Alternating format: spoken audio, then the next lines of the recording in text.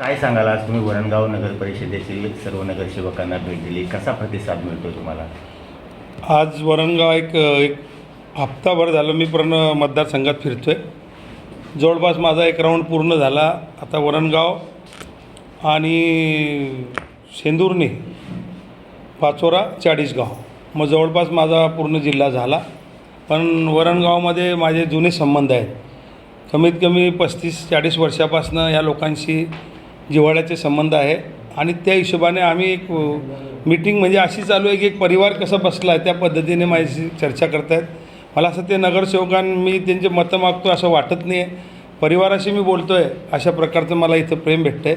आणि सुनील भाऊ असतील, ताई असतील, हे सगळे एक आपुलकीने मला बोलवलं इथं आणि चहा पाणी सर्व केलं यांनी.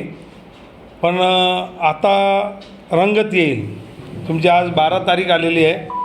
आता या जो निवडणूक आहे याच्यामध्ये रंगत येईल आणि मोठ्या प्रमाणाने आम्ही एक स्पीडने कामाला लागू. जसं आता राऊंड 2 होऊन जाईल, मग मिटिंगा होतील, मग पर्सनल मिटिंगा होतील आणि मग जे जिव्हाळ्याचे 30-35 वर्षाचे संबंधाचे लोक आहेत त्यांच्या आशीर्वादाने या निवडणुकीत मीच निवडून येईल. हो, तुमच्यासमोर मातब्बर असे नेते उभे राहिले आहेत. भाजप पक्षाचे आहेत, बंडखोरी करणारे शिवसेनेचे आहेत. तुम्ही कसं पाहता यांच्याकडे? आणि तुम्ही अपक्ष आहे स्वतः. मातब्बर काही असं तर काही वाटत नाही मातब्बर ते, कारण आम्ही भुसावळ शहरात इलेक्शन लढलो आहे. खूप मातब्बर आमच्यासमोर लढले आणि आम्ही जिंकलो आहे. म्हणून आम्ही काही विचार करत नाही मातब्बर कोण आहे.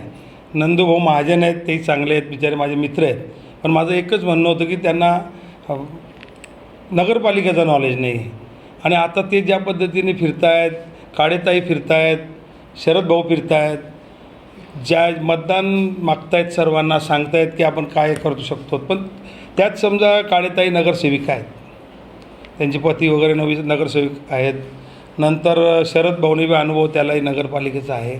पण नंदू भाऊचा एक मी परत बोलतो की नंदू भाऊला नॉलेज नगरपालिकेचं नाही आहे.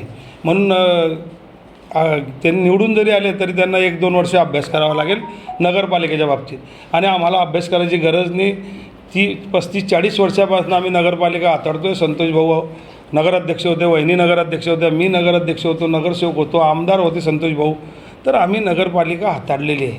तिथं प्रस्ताव कसे जातात, प्रस्ताव कसे मुंबईहून पास करून आणायचे. आणि बच्चू भाऊ तिथं आहेत आणि मी तिथं जर का पोचलो तर नक्कीच बच्चू भाऊ ज्या पद्धतीने बच्चू भाऊ शिवसेनेमध्ये गेले, तुम्ही अपक्ष लढताय, कसं पाहता? ते गेले मी शिवसेनेत जाणार होतो, चर्चाही झाली होती. पण हे इलेक्शन आल्यामुळे काही आमची सर्व टीम होती, त्यांनी सांगितलं बाबा आपल्याला अपक्ष फॉर्म टाकायचा आहे, कारण मग सर्व पक्षीय मला मतदान करतील.